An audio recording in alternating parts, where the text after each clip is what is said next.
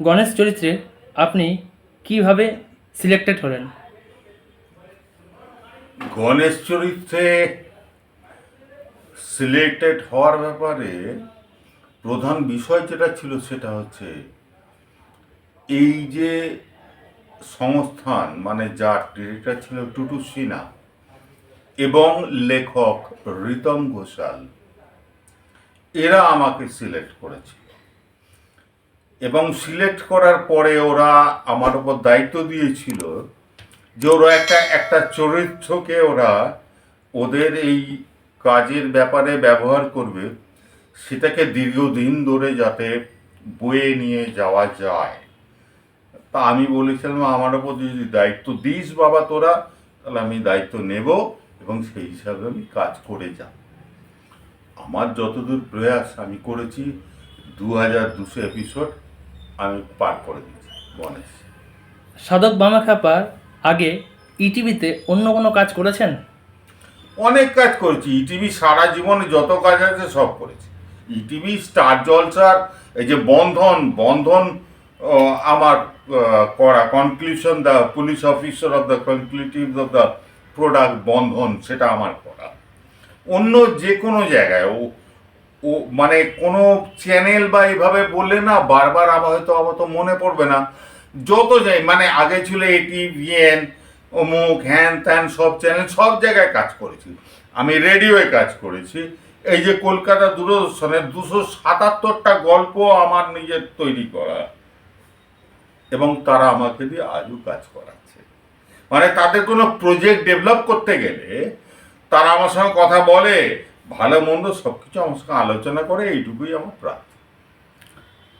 বামাখ্যাপাতে প্রথম ডিরেক্টর টুটু সিনহার সাথে কাজের এক্সপিরিয়েন্স কেমন ছিল আপনার? আমার তো এক্সপিরিয়েন্স খুবই ভালো ছিল, কারণ একটা কথা হচ্ছে টুটু সিনহা মানসিক দিক থেকে ছিল খুব উদার। আমি কারো ব্যক্তিগত ব্যাপার নিয়ে কোনো কথা বলতে পারবো না, কিন্তু কাজের সুবাদে সে যতটুকু কাজ আমাদের দিয়ে করাতো আমার খারাপ লাগেনি এবং আমি কাজ করেছি। আমি শুনেছি টুটু সিনহার সময় উনি সব অভিনেতাদের একসাথে বসিয়ে পুরো সিন পড়তেন, তারপর ওইভাবে সবাইকে পারফর্ম করতে হতো।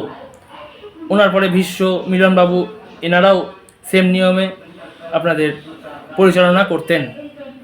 এক সেকেন্ড, টুটুদার মানে আমি টুটু সিনহাকে টুটুদা বলতাম।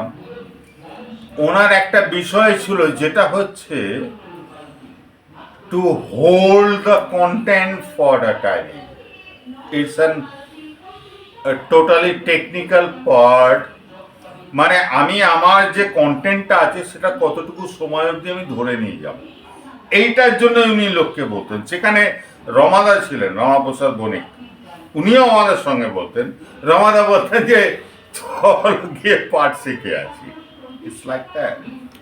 কিন্তু আসল বিষয় যেটা হচ্ছে সেটা হচ্ছে একটা মানুষ কোন অ্যাঙ্গেলে এবং কি বিষয় নিয়ে ভাবছে সেইটাকে বোঝা। কারণ আমরা তো ক্ষণজন্মা, আমরা তো কয়েকদিনের জন্য এসেছি আবার চলে যাব, কিন্তু তার মধ্যে যে লোকগুলো তাদের চিন্তাধারাগুলো দিয়ে যায় তার ভালো দিকটা নেওয়াই হচ্ছে আমাদের ধর্ম।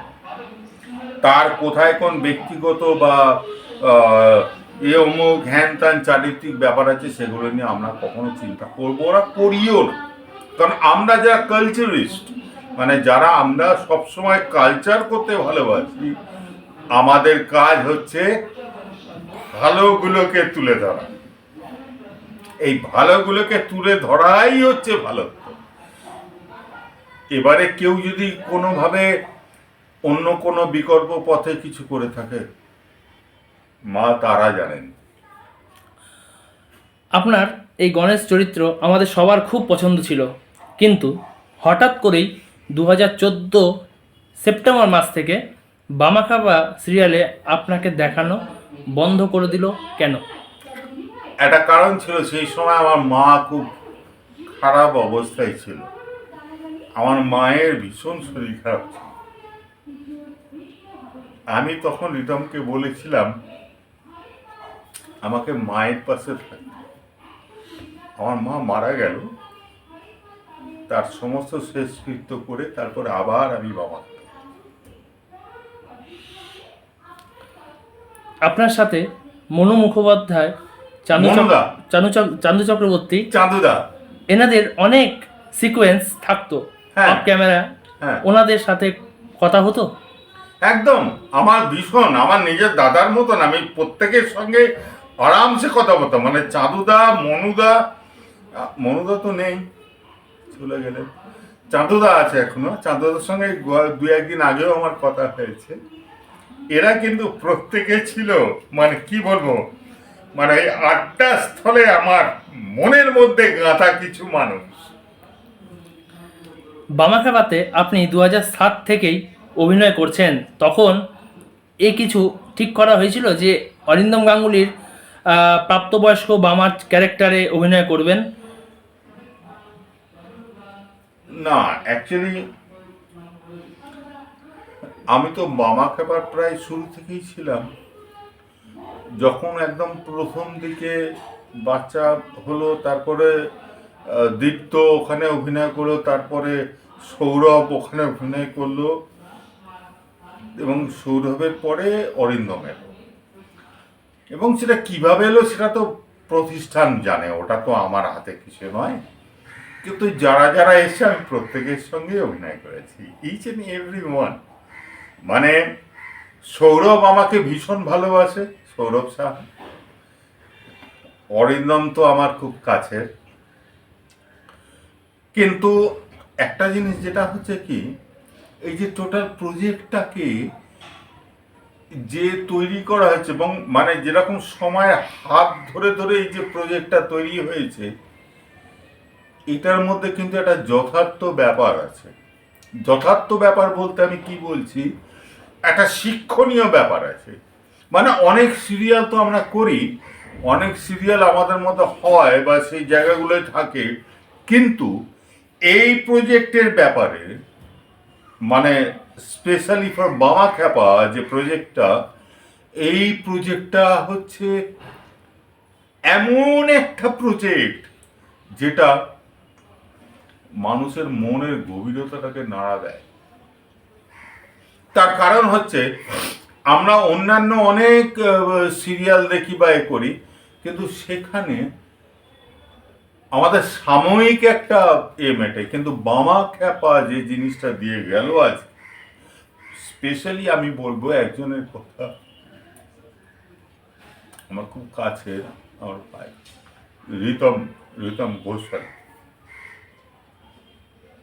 নিংড়ে দিয়ে গেছে,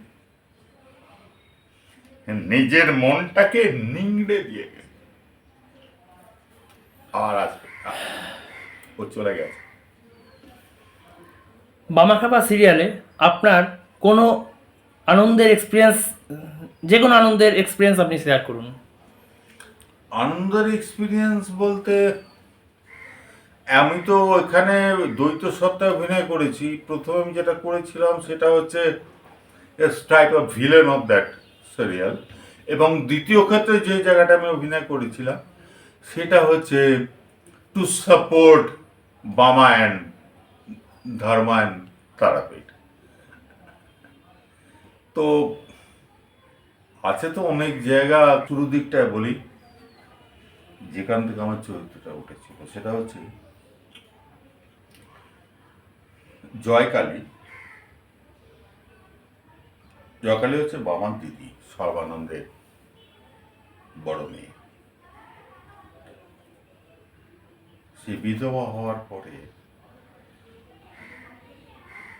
জঙ্গলে লাল কাপড় পরে ঘুরে বেড়াচ্ছে, অনেকে দেখেছে।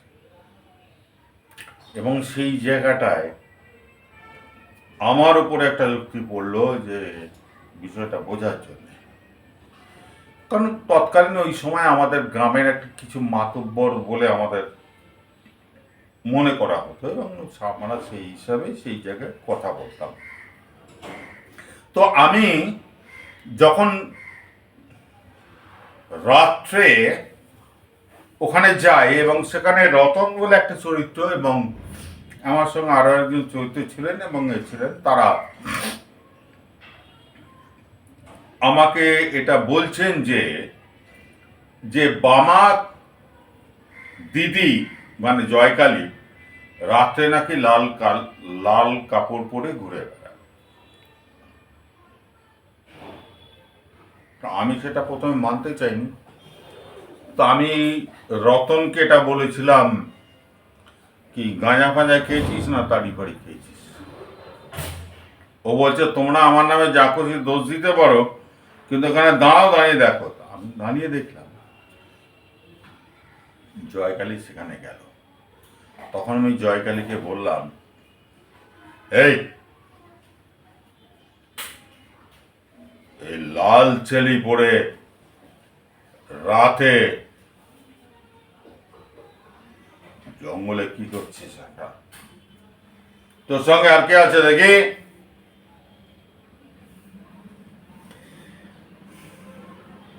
তারপরে ওর সঙ্গে আমার কিছু কথাবার্তা হয়েছিল। এখন তো বলতে গেলে গোটা সিরিয়াল এইভাবে আমাকে চলতে হবে, আমার পক্ষে সেটা সত্যি সম্ভব নয়। মানে এত দূর, মানে এত গভীর একটা রাস্তার মধ্যে দিয়ে আমি ঘুরে এসেছি না, এটা সমস্তটা একসঙ্গে মনে করা আমার পক্ষে সম্ভব নয়। আমাকে যদি বিশেষ বিশেষ কোনো পয়েন্ট বা বিশেষ বিশেষ কোনো জায়গা হিসাবে আমাকে চিনতে চান বা জানতে চান, আমি সেভাবে বলতে পারি। দর্শকদের থেকে কি রকম ভালোবাসা পেয়েছেন এই চরিত্রের জন্য? অপুরাণ, অপুরাণ। আজও আজও মানে শিলিগুড়ির থেকে লোক, বাইরের থেকে লোক সবাই এসে আমার নামই তো জানা, শুধু জিজ্ঞেস করে গণেশ কাকা। আমি হ্যাঁ বাবা, আমি তো গণেশ কাকা, দ্যাটস অল। এই বামাখ্যাপা কতক্ষণ শুটিং চলতো আপনাদের? বামাখ্যাপায় কতক্ষণ শুটিং চলতো? সময়ের কোনো নির্ধারিত বিষয় ছিল না। তার কারণ হচ্ছে শুটিং শুধু বামাখ্যাপা বলে নয়, যে কোনো প্রজেক্টে তার সময়ের উপরে এ করে, মানে ডিমান্ড অফ মোটিভ টাইম। তা যেমন হচ্ছে, যদি আমাদের নর্মাল এপিসোড হতো, আমাদের মোটামুটি সাধারণ সময়ের মধ্যে আমাদের শুটিং হতো। কিন্তু যখন মহা এপিসোড হতো, মানে এই পুজো আসছে, মুখ আসছে, হ্যান ত্যান, সেই সময় আমাদেরকে সারাদিন সারা রাত এই স্টুডিও পড়ে থেকে কাজ করতে হতো। বামাখ্যাপার আউটডোর শুটিং কোথায় করা হতো? না, আউটডোর শুটিং তো অনেক জায়গায় হয়েছে। আউটডোর শুটিং এর মধ্যে আমি যে জায়গাগুলো গিয়েছিলাম, ম্যাক্সিমাম ওই বাংতলা, ওখানে বয়নালা গ্রামের পাশের মাঠে ভাড়িতে এইসব জায়গায় কাজ হতো। এবং ওরা বোধহয় আরো অন্যান্য জায়গায় গিয়ে কিছু আউটডোর শুটিং করেছে, যেখানে আমি সংশ্লিষ্ট ছিলাম না আমার চারিত্রিক বৈশিষ্ট্য অনুযায়ী। সর্বশেষ প্রশ্ন, হ্যাঁ, বামাখ্যাপা সিরিয়ালের অরিন্দম গাঙ্গুলি, চান্দু চক্রবর্তী, অরুণ সাহা, হ্যাঁ। দেবাশিস সাহা, এনাদের সবার সাথে এখনো কি কথা হয় আপনার? সবার সঙ্গে কথা হয়, সবার সঙ্গে কথা হয়। এবং যে কোনো মুহূর্তে যদি আমাদেরকে একটা জায়গায় ক্লোজ আপ করা হয় যে চাঁদু চক্রবর্তী গদায়ের চরিত্র করেছিল দেবাশিস সাহা, বা নায়ক করেছিল অরুণ সাহা, প্রত্যেকটা মানুষ এখনো এবং এবং সবাই, এবং অরিন্দম পর্যন্ত, এবং অন্যান্য অনেক চরিত্র আছে সাধক বামাখ্যাপায়, যাদের সঙ্গে সকলের আমার পরিচয় আছে। মানে তারা আমার সঙ্গে মোটামুটি তাদের ইচ্ছে অনুযায়ী যোগাযোগ রাখে।